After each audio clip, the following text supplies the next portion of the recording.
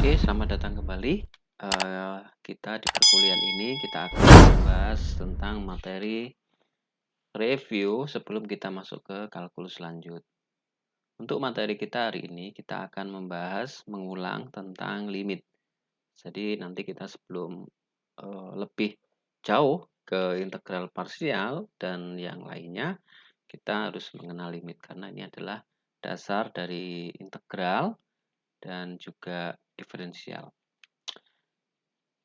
Oke, limit. Nah, jadi limit itu bisa kita artikan seperti gambar berikut. Ini misalkan ada burung terbang dengan ketinggian tertentu, maka dia akan mencapai batas, kira-kira gitu. Nah, batas burung itu terbang paling tinggi, itu bisa disebut limit. Nah, jadi kalau kita gambar, modelnya seperti yang ada di slide berikut ini. Oke, nah sekarang kita masuk ke definisi. Jadi misalkan ada fungsi fx, kemudian nilai fx ini, x-nya itu dimasukkan, nilainya itu mendekati c, tapi bukan c. Nah, di sini kita ternyata kalau kita masukkan angka-angkanya, walaupun nilainya itu tidak C, tapi mendekati C, itu nilainya mengerucut di angka tertentu. Misalkan L, maka limit fx di mana X mendekati C itu sama dengan L. Nah, kita lihat animasinya kira-kira seperti ini.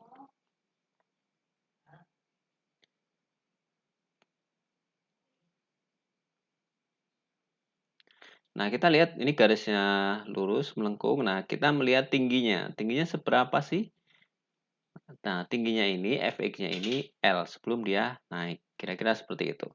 Oke, lanjut saja. Misalkan kita masukkan angka-angka di limit yang fungsinya adalah fx sama dengan x kuadrat min 9 dibagi x min 3.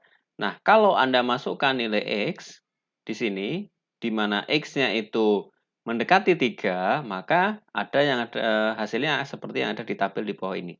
Ini nilai x-nya dari 2,5 itu ditambah-tambah terus sampai mendekati 3, ini dapatnya nilainya 5,999. Nah, ini kan mendekati 6 ya.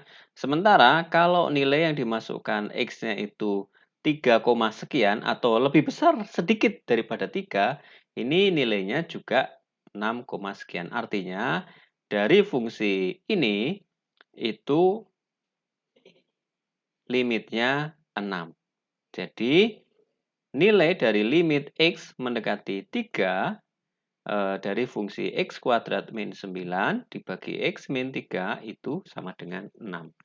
Nah, kalau Anda masukkan nilai X secara langsung, maka hasilnya tidak terdefinisi. Karena apa? Karena kalau X-nya 3, maka bagian bawah ini, jadi ini 3 min 3.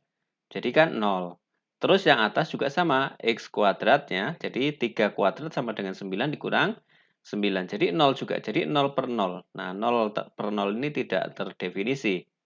Nah, tetapi di sini kita bisa melihat bahwa angkanya ini mendekati 6 sebenarnya. Nah, dari kejadian ini maka kita punya alternatif agar fungsi ini bisa Anda faktorkan. Karena X kuadrat min 9, kalau Anda buat dalam bentuk penfaktoran, kita bisa ubah menjadi X min 3, X plus 3. Jadi X min 3 itu sama dengan bagian bawahnya, sehingga bisa dihilangkan menjadi X plus 3. Nah, kalau X-nya 3, berarti 3 plus 3 sama dengan 6. Ini kalau limitnya tak hingga. Nah, demikian juga dengan yang di bawah ini. Nah, kalau yang di bawah ini kemungkinan tidak bisa. Karena apa? Karena dia kalau difaktorkan ini tidak bisa menghilangkan dari X min 3. Nah, sehingga kita bisa ambil contoh seperti ini. Misalkan Anda masukkan nilainya, maka nilainya itu tidak konvergen di eh, tempat tertentu, sehingga fungsinya tidak sama dengan L. Oke, selanjutnya kita langsung ke sini saja. Ini contoh-contoh yang lain ya. Nah, ini contohnya. Kalau saya punya fungsi, jadi coba Anda latih, misalkan limit X mendekati 1, fungsinya adalah X pangkat 3 min 1 dibagi dengan X min 1. Nah, Anda kalau mendapatkan fungsi seperti ini, maka Anda tentu harus ingat bagaimana cara menfaktorkannya. Kita langsung saja, let's go. Jadi X pangkat 3 itu Anda bisa ubah menjadi X min 1 dikali dengan X kuadrat plus X plus 1. Nah, X min 1-nya ini bisa hilang dengan bagian yang ada di bawahnya. Sehingga Anda dapatkan limit X mendekati 1, X kuadrat plus X plus 1. Nah, sehingga Anda masukkan nilai 1, jadi hasilnya adalah 3. Bagaimana kalau yang nomor B? Maka di sini Anda kalikan dengan lawannya. Nah, bentuk rasionalnya dikalikan dengan lawannya ini. Nah, kalikan dengan akar sekawan, maka kita akan dapatkan nilai dari yang bawah ini hilang ya. X-nya bisa hilang, kita dapatkan limitnya adalah 4. Jadi ini adalah cara menghilangkan. Ingat, Anda berusaha faktorkan dulu. Kalau yang bentuk-bentuk akar, Anda cari faktor sekawan. Lalu bagaimana kalau dengan yang C? Maka Anda bisa perhatikan soalnya. Jadi karena fungsi rasional, maka langsung bagi pangkat paling tinggi. Nah, kalau pangkat paling tinggi, Anda bayangkan ini 4 min X, X-nya itu besar sekali. Ini kan 4 dibagi besar sekali berarti mendekati 0. Demikian juga dengan 1 min X kuadrat. 1 dibagi besar sekali 0. Jadi yang di bawah ini 0. Nah, karena pangkatnya sama, kalau kita sudah terbiasa maka kita bisa langsung dapatkan hasilnya adalah 3/2. Nah, bagaimana dengan yang ini? Ya, ini sama dengan yang nomor B tadi ya. Kalikan dengan akar sekawan. Ini kalau yang ada akarnya memang kebanyakan seperti itu cara solusinya.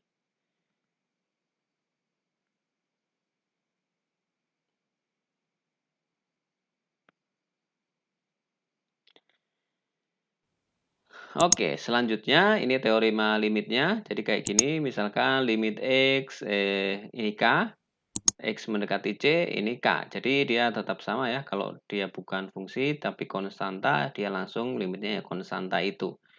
Nah, jadi jika nomor B, jika X-nya itu dimasukkan langsung dapat C, ya langsung saja limitnya adalah FC.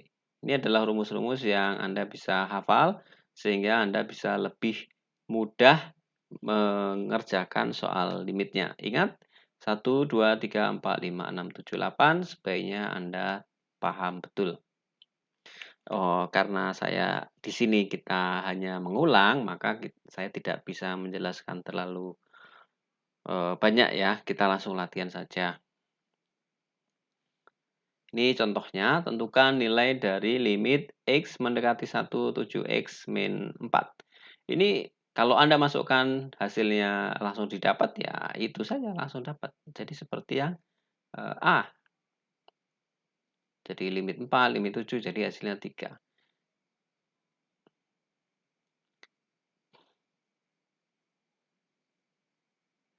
Oke.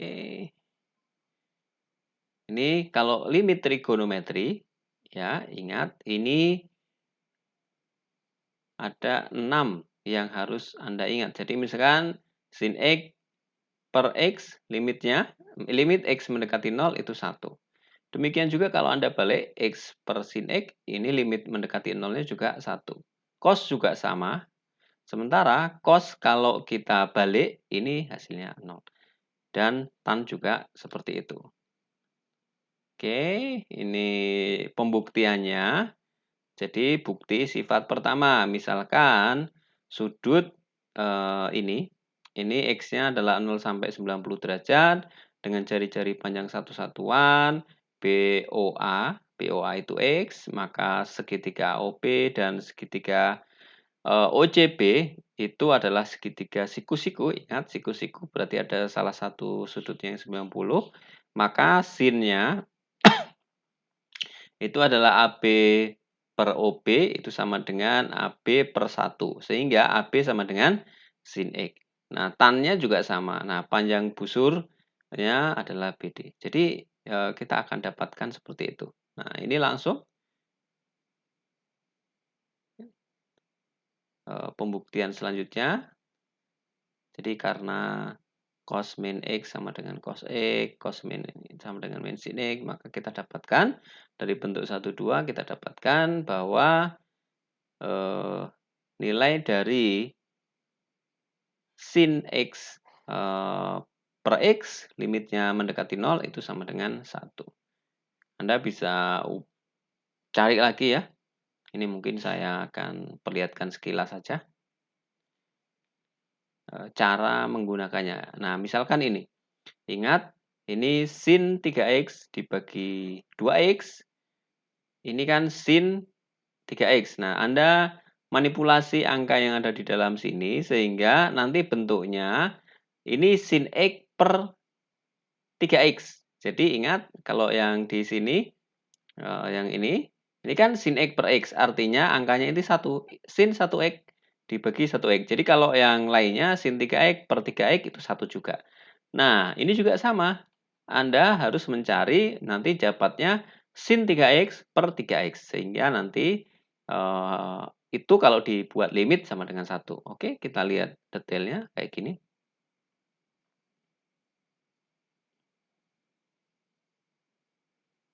Oke, sudah kelihatan kan? Ini sin 3X per 3X. Nah, sedangkan ini Anda perlu manipulasi, tidak bisa langsung. Jadi Anda harus paham identitas trigonometri yang sudah kita pelajari waktu matematika 1. Ini silahkan Anda coba, berapakah ini untuk latihan? Berapakah ini? Silahkan untuk latihan. Berapakah ini? Silahkan Anda coba untuk latihan. Berapakah ini? Silahkan Anda coba untuk latihan. Berapakah ini? Silahkan Anda coba untuk latihan. Berapakah ini? Silahkan Anda coba untuk latihan. Ini juga coba Anda cek, Anda turunkan caranya untuk latihan. Silahkan Anda cek untuk latihan. Silahkan Anda kerjakan ini untuk latihan. Silahkan nomor 10 ini Anda kerjakan untuk latihan. Silahkan Anda cek ini untuk latihan. Silahkan Anda kerjakan ini untuk latihan. Silahkan Anda kerjakan ini untuk latihan. Nomor 4 ini silahkan Anda latih. Silahkan nomor 5 ini Anda latih. Silahkan juga nomor ini Anda latih untuk buktikan bahwa seperti yang tertera ada di sini. Silahkan Anda cek. Silahkan untuk menghitung soal pertama dan soal kedua.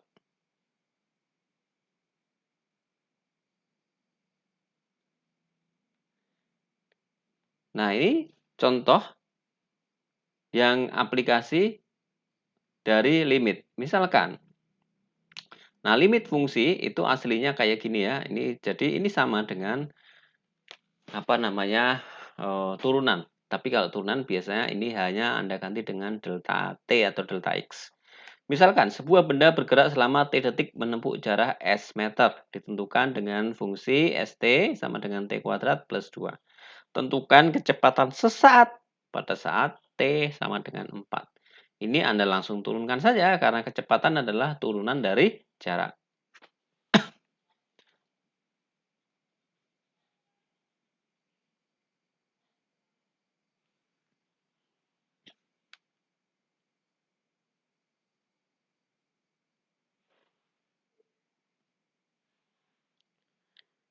Oke, sudah ketemu kan dengan nomor 2 dan nomor 3 dengan cara yang sama. Silahkan Anda cek untuk latihan.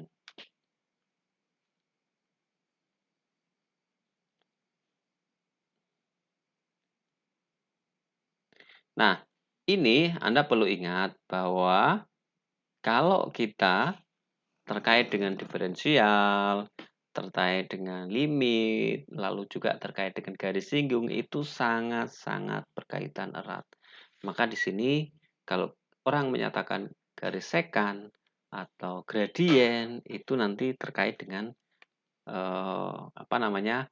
Dengan limit, karena limit itu kan dia mendekati ya. Nah, diferensial itu juga seperti itu. Oke, silahkan ini dibuat dicek, Anda berlatih apakah masih bisa mengerjakan soal-soal tadi. Silahkan Anda cek, Anda kerjakan ini. Oke, ini untuk pertemuan selanjutnya. Sebelum Anda masuk ke pertemuan yang ini, maka Anda berlatih dulu soal-soal yang ada di depan Anda ini. Oke, terima kasih. Selamat berlatih.